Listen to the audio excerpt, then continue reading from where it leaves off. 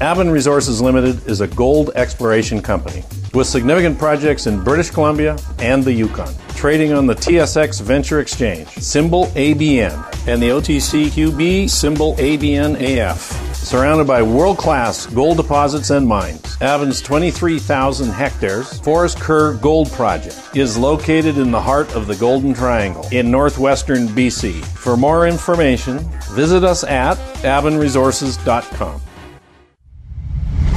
You're listening to HowStreet.com radio, available online at TalkDigitalNetwork.com. Welcome to HowStreet.com radio, the online source for market opinions. Here is Jim Goddard. My guest is Rick Ackerman, editor of the newsletter Rick's Picks, his website rickackerman.com. He's speaking to us from South Florida. Welcome back to the show, Rick. Thank you very much, Jim. Always a pleasure to be talking with you. Rick, what's the reason behind the stock markets with their continuous climb? I think it's mass psychosis, really. You've got institutional players, or they're certainly not selling out of their core holdings in stocks like Apple. They're just waiting for the suckers to take them out of it. We've got plenty of them too. So I think that we're in a distribution cycle right now. It's, I've seen couple really good technicians have done the 1929 overlay, and they showed a considerable rally from the October 1929 crash low, but it ain't nothing compared to the rally we're having.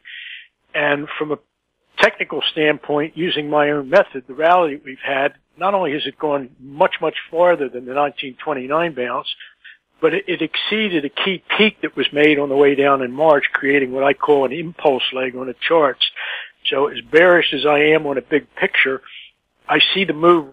We're looking a little toppy here. It feels like there's a lot of distribution going on, but I think if they take the market down, it's probably going to have one more big rally up, maybe even to new highs.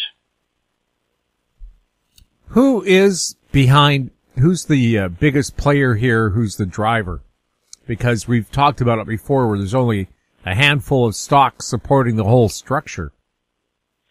Yeah, that's really part of the mass psychosis that 5 companies are going to essentially carry the world on their backs: Apple, Microsoft, Google, Amazon, and so they're like 20% of the S&Ps. So you only have to rally those stocks to make it look like the stock market is somehow strong. But Apple is the leader of the pack. It's the institutional stock that virtually every portfolio manager must have. And they're not exactly dumping it. They're just sort of, with a featherlight touch, exiting as much stock as they can. But you can see that Warren Buffett doesn't want too much more of it at these levels. And but as long as Apple's moving higher, the market will be moving higher. It's in the low 260s now, and there is a possibility that the recent high at 270, which hit a key target of mine, that could be it. It could be the end of the bull market forever. But if it gets above my last target price, and it's headed for, I think it's a minimum 285 is my number. So if Apple's got that kind of rally ahead of it, it's going to pull the market higher. Currently trading 364, up $3 on the day. Now, is this stock popular because they have all kinds of new innovations and are expected to come up with great new products like Steve Jobs used to do on a regular basis? Yeah, they're about as innovative as a company that makes, floor cleaners at this point. They knew that they were going to have to diversify out of iPhone, especially now. They've always been very vulnerable to an economic downturn simply because their hardware is so pricey. And they priced, I think, the low end on iPhone down around $399, which in better times they should be able to get $1,000 for that phone. So I think it's showing a certain weakness in their pricing structure, but also the vulnerability, as I was just mentioning, to a company that sells to cult buyers who never really much cared how much they were paying. and they were buying a new iPhone every 2 or 3 years. But if you let those people lengthen their buying cycle and keep their phones for 3, 4, 5 years, it's big trouble for Apple. So they haven't innovated anything really. They couldn't innovate their way out of a glad bag at this point, and I don't see why people bother buying the upgrade phones to begin with if all you're getting is some sort of amazing enhancement of the camera in the iPhone. But basically, you could keep iPhones now for 10 years, and do you really need that much more technology? So the company wanted to diversify into the entertainment business. Great, because they're taking on Netflix and 10 other really big producers. It's not like we all need more streaming content. So they jumped into the wrong business, but it was with a lot of fanfare. And these days, the analysts are so gung-ho Apple that even with the content production facilities in Hollywood and elsewhere shut down, nobody sees any negatives for Apple. I've never seen such a rosy outlook based on what all the analysts are saying right now. Hasn't Apple ended its relationship with Intel? Well, they basically said we're going to make the chips, which makes them a top to bottom integrated company. But you could say as much about IBM. IBM basically did everything: sales, service, computers, everything, except famously the operating system. And it left IBM vulnerable to smaller companies that could essentially, in toto, cobble up a solution that kind of got at the various levels of Apple. So I think Apple is more vulnerable to smaller companies that are going to find ways to do better at things that Apple wants at this point to dominate. Intel's not a company to get pissed off. I think anything that Apple did, they had probably anticipated. But of course, it's certainly going to be, it's not good news for Intel that Apple is moving away from Intel processors. We'll have more with Rick Ackerman right after this. Engineer Gold Mines is focused on the exploration and development of the historic high-grade Engineer Gold Mine situated 32 kilometers southwest of Ackerman, British Columbia. Engineer Gold Mines is fully permitted for surface and underground exploration with the drill program now underway. Engineer Gold Mines Limited trades on the TSX Venture Exchange, symbol EAU. For more information, please visit us at engineergoldmines.com. Cypress Development Corp. is developing a world-class lithium resource in the heart of Clayton Valley, Nevada. The size of the resource makes the Clayton Valley project a premier asset with the potential to impact the future of lithium supply. Cypress Development Corp. trades on the TSX Venture Exchange, symbol CYP, the OTCQB, symbol CYDVF, and on Frankfurt, symbol C1Z1. For more information, please visit our website, cypressdevelopmentcorp.com. Welcome back. We're speaking with Rick Ackerman. Rick, what's your feeling about the U.S. economy? I think it's irreparably damaged. The supply chain is it's so crippled right now, and each step of the way, the real problem is being masked. There are many people who are underemployed right now, and just to take the restaurant sector for one, I see so many restaurants kind of cruising on at half altitude, and it's really like a jet trying to fly at 4,000 feet. It's not really very efficient, and ultimately it's gonna come down. And that's what's happening now. We've got a lot of marginal businesses that have been supported by government handouts, and of course the handouts went in many cases to the wrong places. And also a little bit too much of it, as we're discovering with the $600 unemployment, we'll call it a bonus, because that's made a lot of the people collecting unemployment unhireable until the end of July when it runs out. But never underestimate the ability of Congress to take a bad mistake and compound it. I think Pelosi and the gang are already talking about extending the the unemployment benefits with that $600 bonus that's given so many people a disincentive to work. So a lot of the real problems in the economy are being masked. And as you look out, it's not just an employment problem. It's a huge write-down in excess capacity that's coming. And my current newsletter, I put there's a commentary up at the top that lists in ascending order the huge write-downs. And when I say huge, I mean huge. I'll say that word 8 times here. Huge, huge, huge. Write-downs in ascending order. It's going to be retail stores and offices, strip malls, larger malls, airports, urban transit facilities, universities. That's another big overcapacity that we have. Huge. The university business or scam is more like it, really, considering how much it costs you to get a worthless degree these days. So the universities are all going to bite the bullet here, and it's going to be, I don't know whether they're going to be able to turn them into offices or whatever, but and the string of write-downs goes even higher, and I think the ultimate write-down will be of the urban infrastructure itself, because the largest cities are now, I guess the cities are obsolete. They're obsolete in part because so many companies have discovered that they don't need to have people commute into New York City every morning, and they're going to make do without all of that office space. But also, I think we're at the very beginning of a massive exodus from the cities, because we've seen how dangerous they become, especially when they're run by Democrats.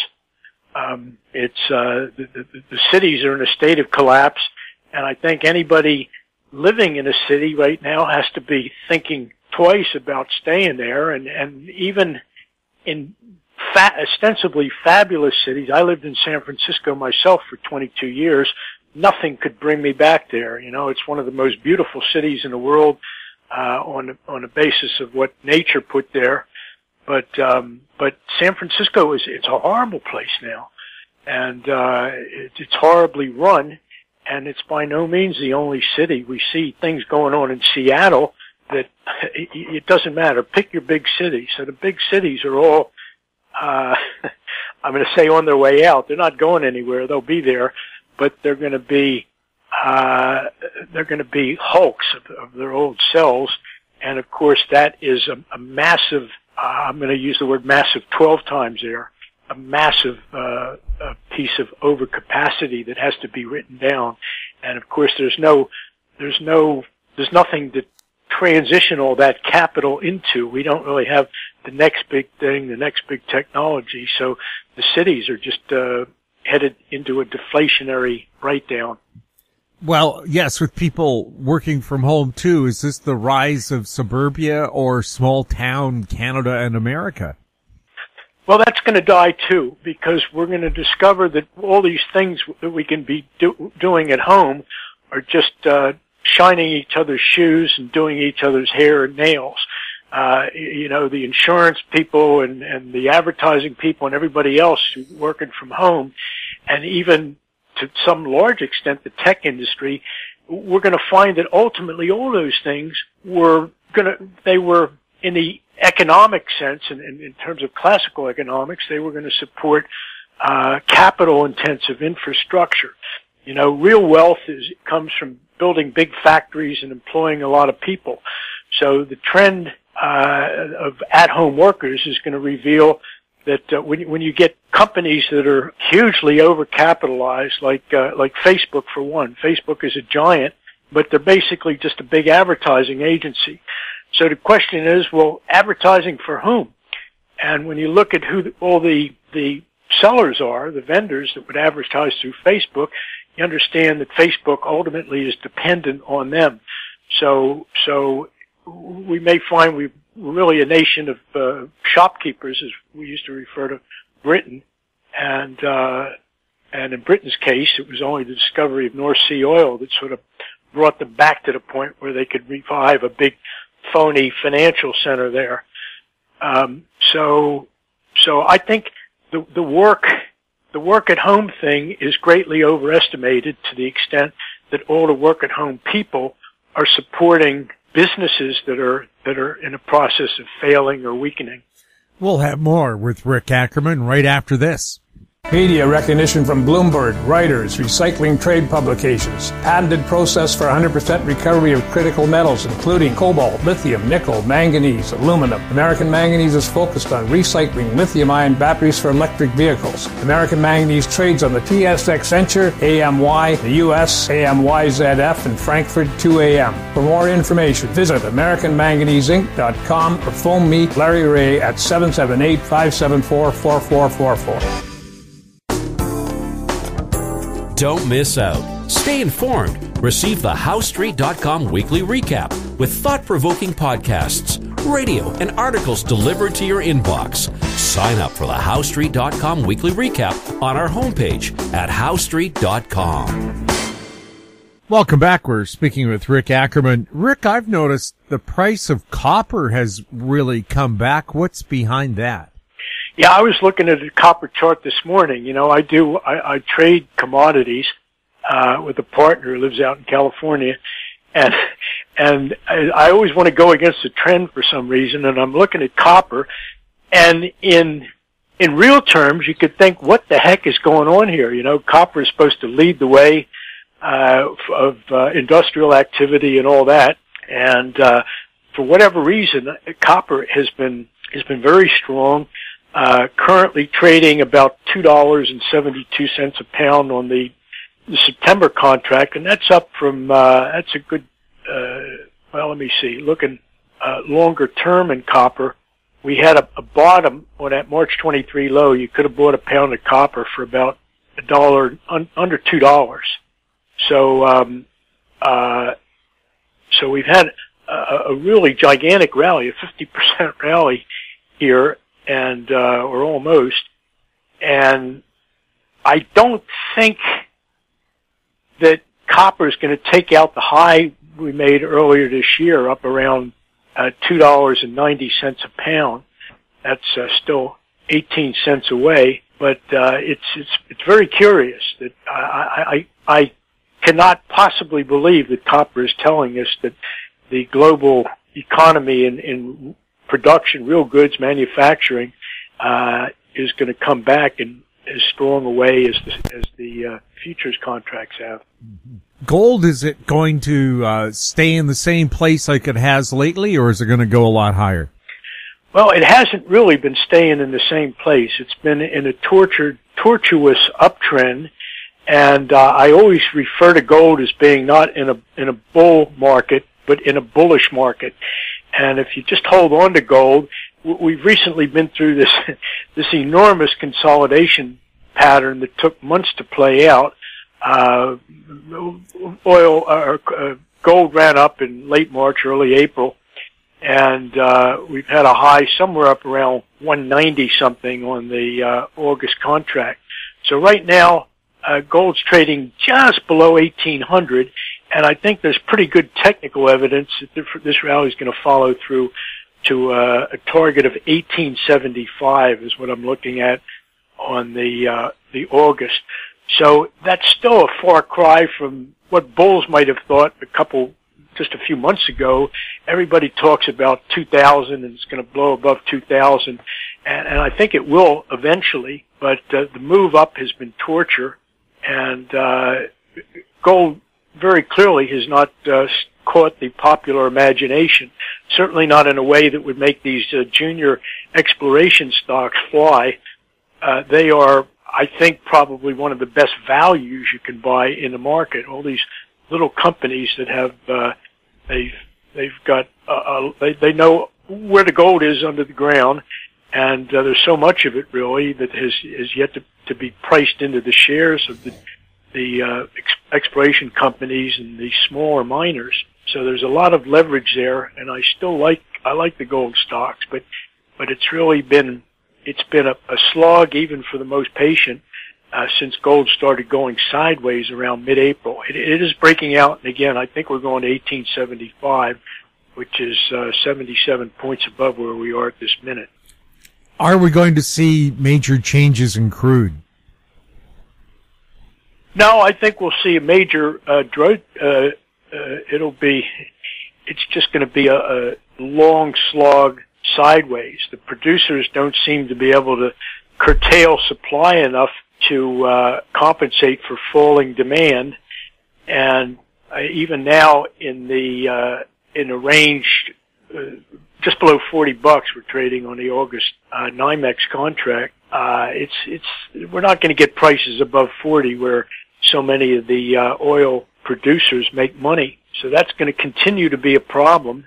And when I talk about those huge write-downs, we've got one coming in the energy sector, and it's starting in a big way with the fracking business, which benefited from a lot of cheap money to expand capacity beyond certainly anything that's needed now. But even before the pandemic, we were seriously over-fracked.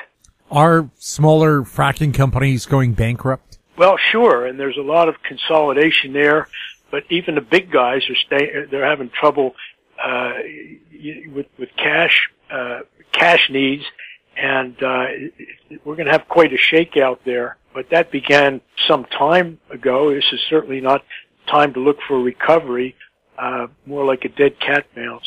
Any other areas that we should be taking a look at right now? I get a feeling all the story stocks have been pretty well had, sort of paradigmatically buy Clorox. How can you go wrong? Well, we've kind of moved beyond disinfecting surfaces and things like that. In fact, we even know that surface contagion is not the biggest problem with COVID-19. So I don't know. As we continue to process information, and it's changing every day really with respect to the effects of the virus, not only from the epidemiological standpoint, but economically as well. So you really have to sort of be the first to jump on whatever the new idea is, whether it's going to be online gambling and the way the casinos change, or the way certain businesses change to meet the difficulties of the pandemic. But the pandemic's going to be with us indefinitely at this point, and we can all hope for that fabulous vaccine. But I'm not that hopeful myself. Certainly not as hopeful as some of the members of the Trump administration, because we simply don't understand viruses that well. And if we did, then the hacking cough that I used to develop when I was 6 years old, that they would have found a cure for that over the last 60 years, but they haven't. So this idea that we're going to get a great vaccine by whenever, I think that's really overrated. And but until we do get a vaccine, I think that's really the crux of whether a lot of people who are very well sequestered now are going to rejoin the economy. So we're kind of getting into that idealized ideal Peter Lynch kind of investment environment, where the average person can just sort of look around, and instead of having to understand how microprocessors work and why some of the fab plant, you can look at the economy in common sense terms right now and kind of pick winners for yourself. You don't really need an analyst to say, hey, this is really going to be hot, and whatever's going to be hot, a lot of it you're going to see happening in your own neighborhood. Certain vendors, certain retailers, certain businesses are going to be more geared to survive. Some that look dicey now are going to figure out a way. So those are where the best opportunities are for investment. And I think you can ferret them out just by observing the microeconomy around you. Rick, thank you so much for chatting with us. Well, thanks for inviting me on, Jim. It's always a pleasure. My guest has been Rick Ackerman, editor of the newsletter Rick's Picks, his website rickackerman.com. He was speaking to us from Florida. If you have any questions for Rick or any of our other guests, you can send them to info@howstreet.com. Our YouTube channel is Talk Digital Network. Find us on Twitter @HowStreet. We're also on Facebook. I'm Jim Goddard. Thank you for listening. Comments made on HowStreet.com radio are an expression of opinion only and should not be construed in any matter whatsoever as recommendations to buy or sell any financial instrument at any time. Available online at TalkDigitalNetwork.com. HowStreet.com radio is a production of HowStreet Media Incorporated.